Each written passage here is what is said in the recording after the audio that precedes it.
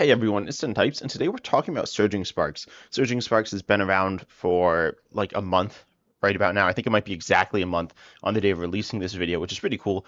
And we've seen it in action. I've seen it in action. Hopefully you have as well on like Pokemon DG Live or whatever. There's a bunch of like data from tournaments and stuff, so that's pretty cool.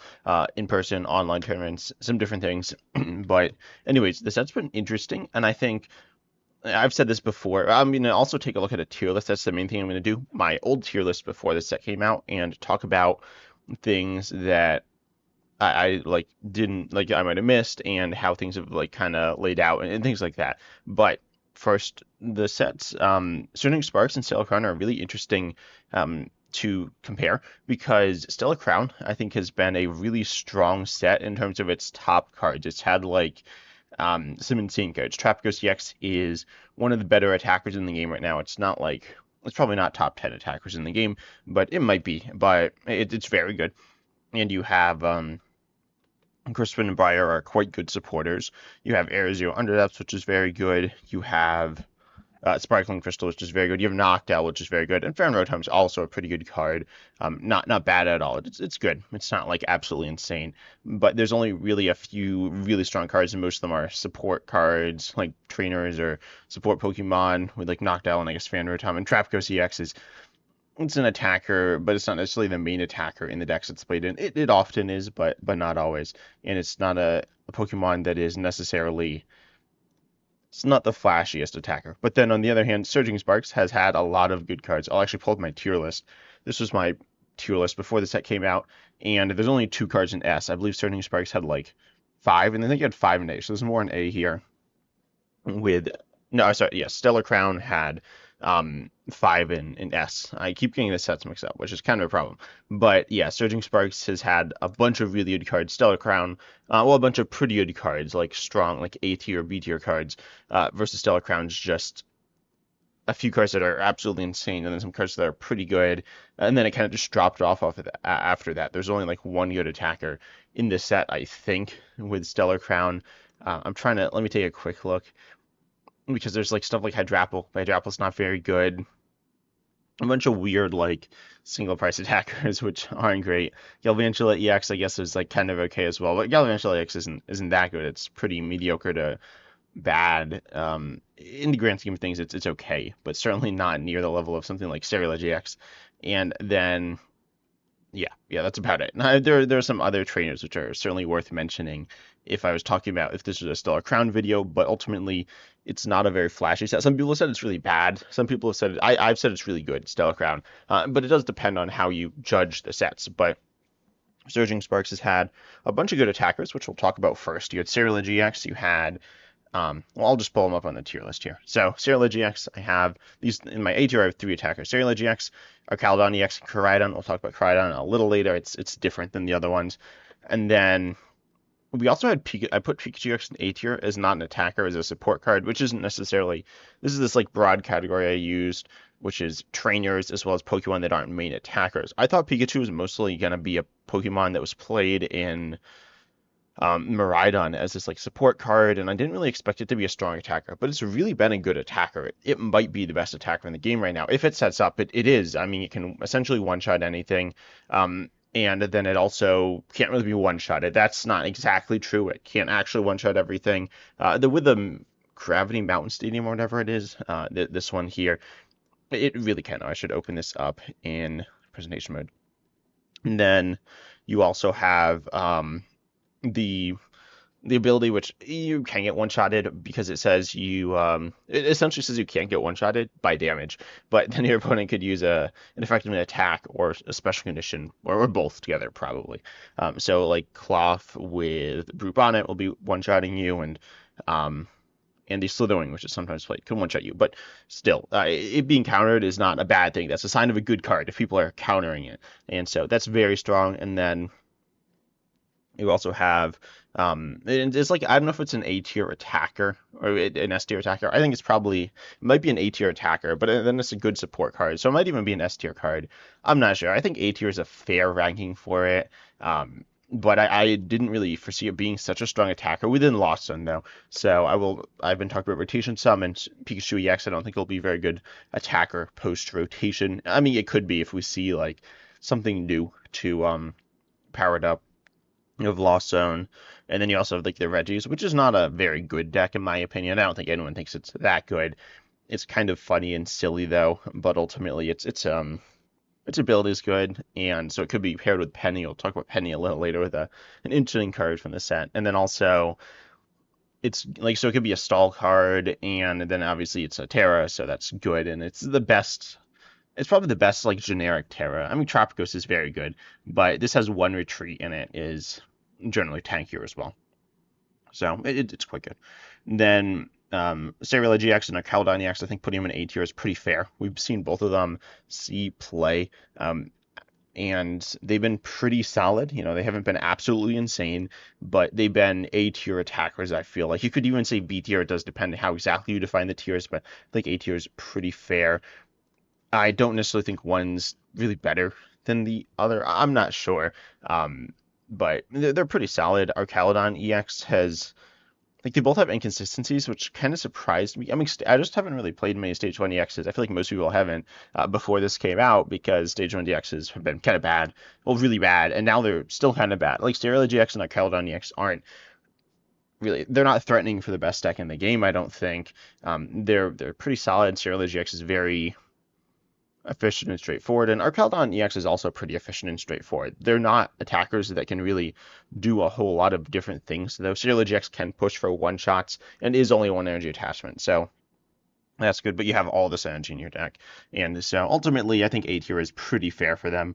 And then the other main attacker, I think, is Hydreigon EX, which I did put in C tier. I don't remember if I ordered the tiers.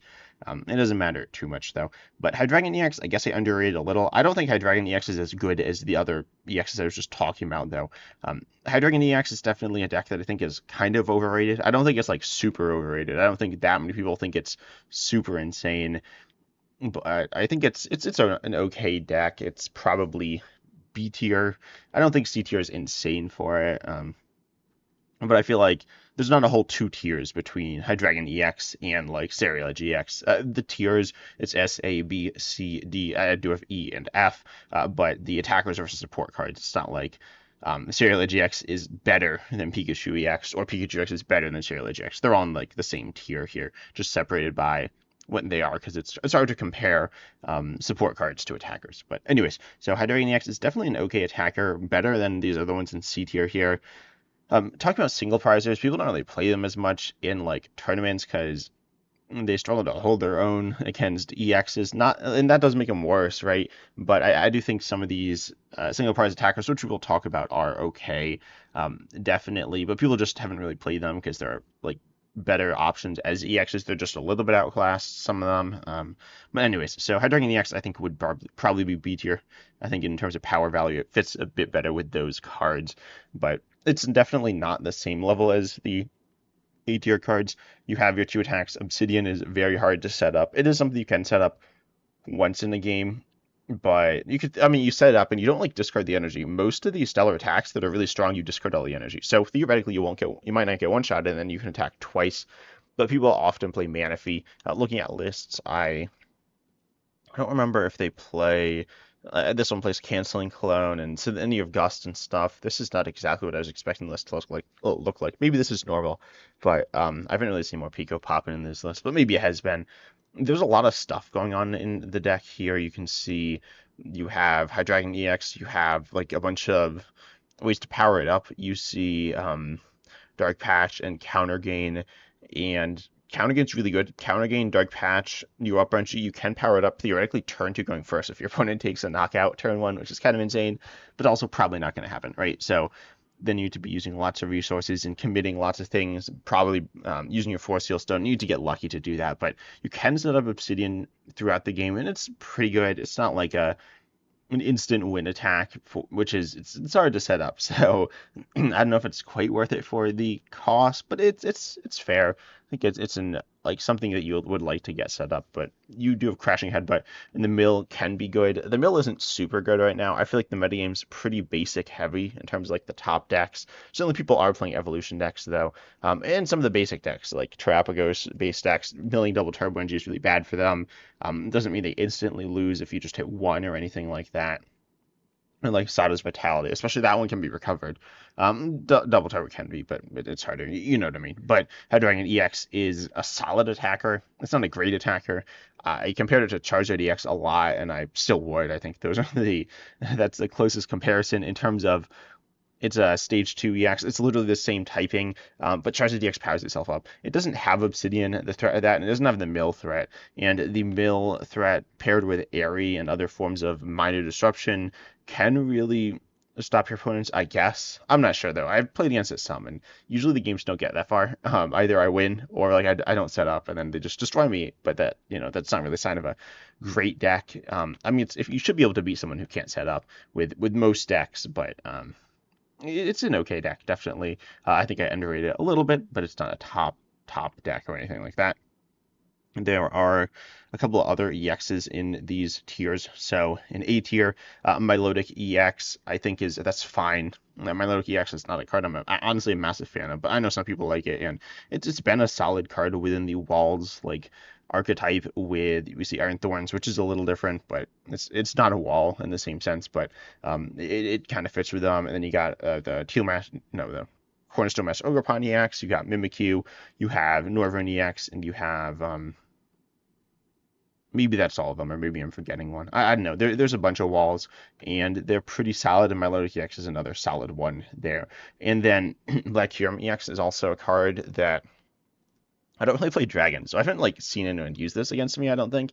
And I don't think I've played with it either. It's pretty solid with counter gain, specifically with double turbo energy counter gain combo, and that's pretty like relatively easy to pull off, so it's pretty solid there. It's kind of a weird card. Dragon type is good in the metagame right now. Looking at the online metagame, we see that Dragon type decks are popular, but they're not like Dragapult's decently popular as well. It just split up again. There's some like different builds of it, but it's not like the metagame's like super Dragon focused. Maybe let me look again. I want to say like 20% of the decks are Dragon, maybe less. No. Like, well, I'll just say 20. That seems okay, which is certainly a good chunk. Like, Valkyrium is kind of worth playing, but it's not a card that's going to be consistently winning you lots of games. It paralyzes Dragon Pokemon. And then they might have the switch out as well. But it's a solid card, maybe a B tier card, maybe an A tier card. I don't expect it to be very good all the time it's in format, though. Gastrodon's a card I haven't seen. That's kind of interesting that I included it there. Again, I haven't really played. Well, no, I played Pidgeot EX decks definitely, and I haven't really seen this card floating around too much. I've seen it some, but ultimately it's okay. Its high retreat cost is quite bad. Like you need to be able to switch out, and most decks just aren't playing a bunch of switch. So they might be playing like Penny or Switch card, but they're not just playing a switch, which is what you need for this. So it has that issue, and then you also like it's not necessarily super great in all the matchups. And do you want to run a 1/1? Probably, but then you might not have it when you need it. So maybe you want a 2/2. The Shellos, I believe, has like 70 HP. Yep, it does. So that is Buddy Pop and searchable, but ultimately Gastrodon's. Again, looking at the metagame, Charizard EX, Pidgeot EX is really the card you're trying to stop here, which you don't stop perfectly. I've said this before. Then Dusknoir as well. But those cards aren't as popular in the metagame as they were before. So I think the metagame is more basic focused. And we need to talk about Latias EX. Latias EX is super good. It's a card that at first, when I first saw it, I was like, this card's broken. And then after a little while, I was like, and even as the set started to come out, I was like, Latias EX it's okay. But I was like, oh, maybe I overrated it. But now, looking at the metagame, because I've said I think Lost Zone is insane. I don't think it's really playing Latias EX, but I think it could, and it could get good value there. And Miraidon certainly is, and Miraidon's really good because of Latias EX. Its win rate, don't focus on that, but it's probably I don't know. Win rate is ultimately It's a fair thing to measure decks on, but it can get a little wonky as well. But you see big basic decks. Raging Bulldozer Pawn gets value. I think it can get good value out of it. It doesn't get like insane value. It's not the same level of value as something that's accelerating energy to the bench, a like Electric Generator. You could even have Magma Basin, Dark Patch, things like that. Dark Patch you do have Peck Running X, but that does poison you. It is a switch, which is better than Free Retreat, but it does poison you, which can be bad. But Latias X is a very good card. Definitely. I think it's a card that is really helping big basic decks a lot.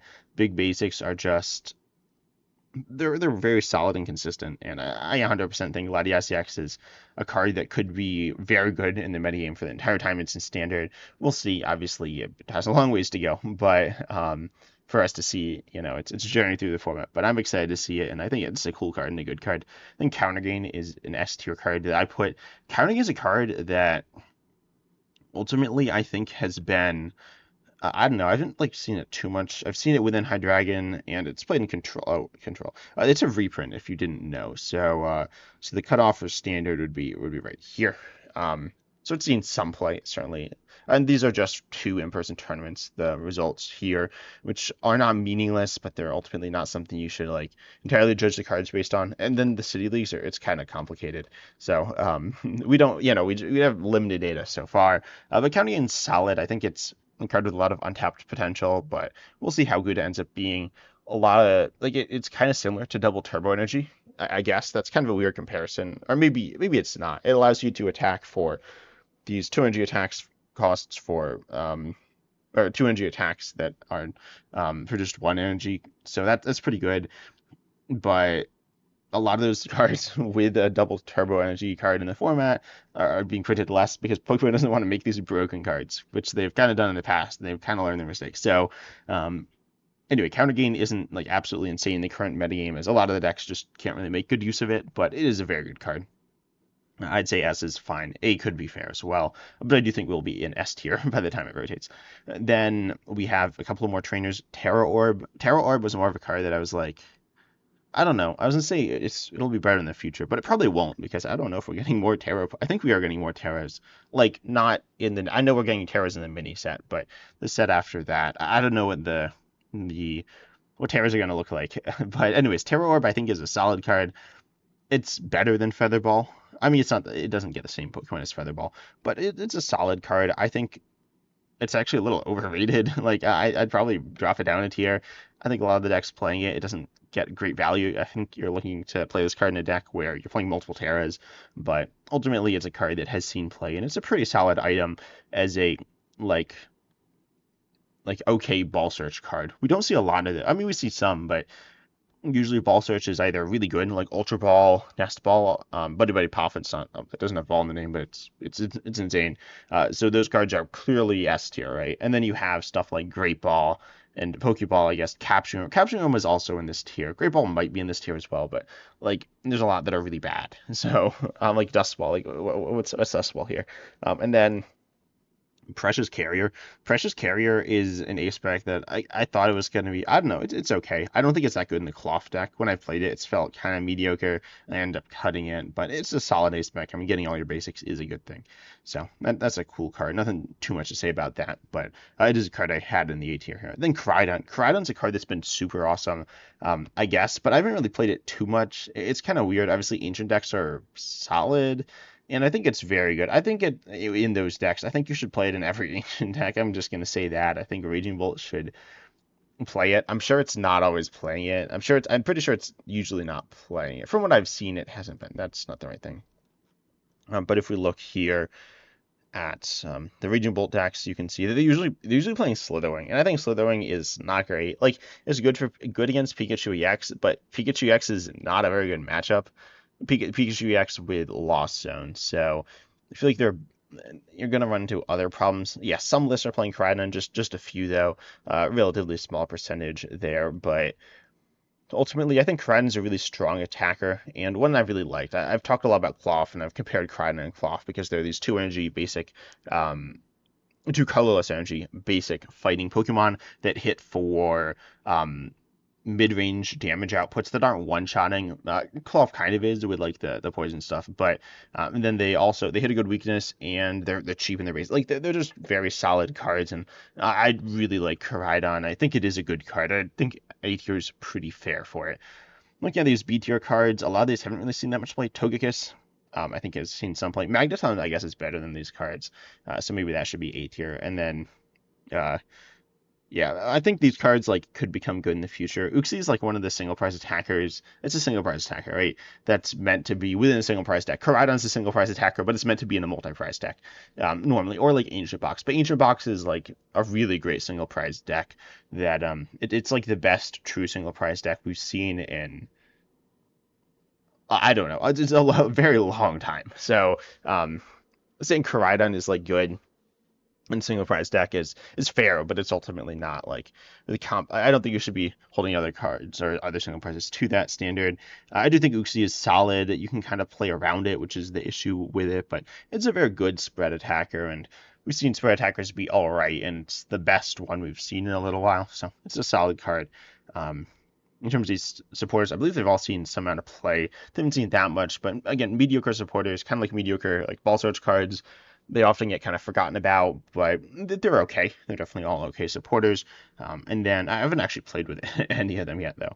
And these two stadiums, I don't even know if people have played them that much. The mountain one is pretty good, Gravity Mountain. I think this one, yeah, this one's seen playing Conglodder, apparently. So yeah, but yeah, it's pretty good with Pikachu EX. It's not like an absolutely insane stadium. Again, big basics are kind of quite good right now. So then it counters stage 2. So if no one's playing stage 2s, which people are, but if they're not playing them as much, so ultimately it's not getting as much value as it would have in like the last tournament.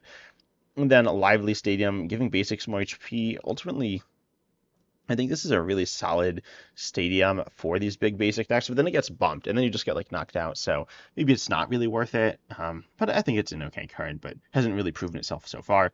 These control cards are like control is always a weird set of cards. I do believe these cards could be good, but we need to wait a little while to see, because control moves slower in terms of development than other decks generally.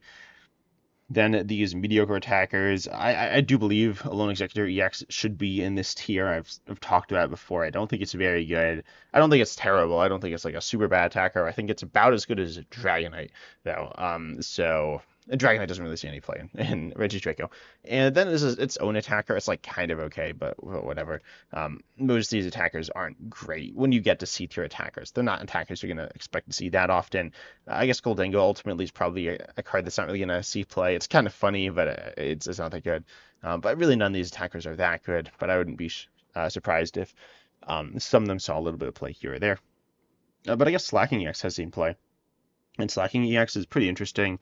As an attacker, it's kind of weird. Slacking cards are usually like impressively horrible, but Slacking EX has been okay. Recently, it's seen play in Japan with Blaziken EX, and not Blaziken EX as well, but Blaziken EX, then a new card. I talked about this one some. It's kind of fun. It's probably the best new deck we've seen so far coming out of the EX generation starter deck. I don't know, the things that there's the 18 Pokemon, the 18 EXs, and I think it's the best new deck. Slacking EX isn't new, but Blaziken is. So, anyways, that's okay.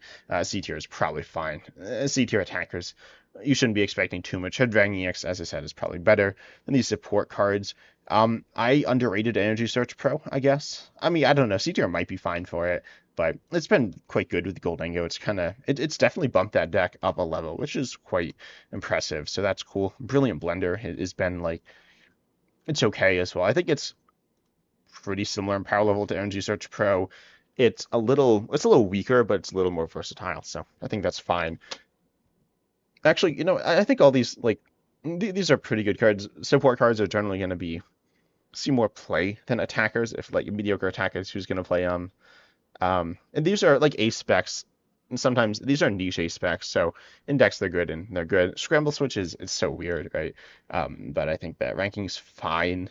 It's not a great card. Again, Scramble Switch is a reprint like counter gain, so the cutoff for that would be right around here, or it was exactly here. So just a couple of people played it in recent in-person tournaments, but and that's fine. Lisa's Appeal, I mean, like it's not obviously it's obviously outclassed by boss orders, but it has use cases, It's kind of weird to talk about, but anyways. And then the rest of these, I don't think anyone's played Dusk Ball. Oh no, apparently a couple of people have. Dusk Ball is kind of weird. It's like Great Ball. It's a little bit different. You get like some different like knowledge stuff based on like you can know based on Ionos kind of what you might get, but whatever, that doesn't matter that much. I don't think Smoochum and what was the other one? And Chim Pao have seen any play. I think they could be good. These are both cards that I think could be good later on. Chim Pao could be really good once Lost Vacuum rotates. Maybe not really good. It could be really good. It could be just like okay once it rotates.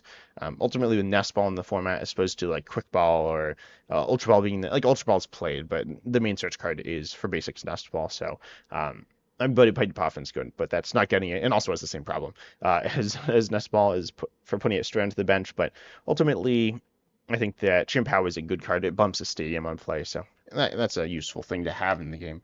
And then Smoochum is a good Psychic Energy Accelerator. I know I said accelerator like that. And then Smoochum's HP is obviously a bit of a problem. Baby Pokemon are kind of weird. Cleffa's like really strong, so that's seen play. But the other babies have essentially not really seen any play because being a baby is kind of an issue with the low HP. And so we'll see if this card ends up seeing play. I think it could see play in the future, but we don't really have good psychic Pokemon that need lots of energy in the format right now.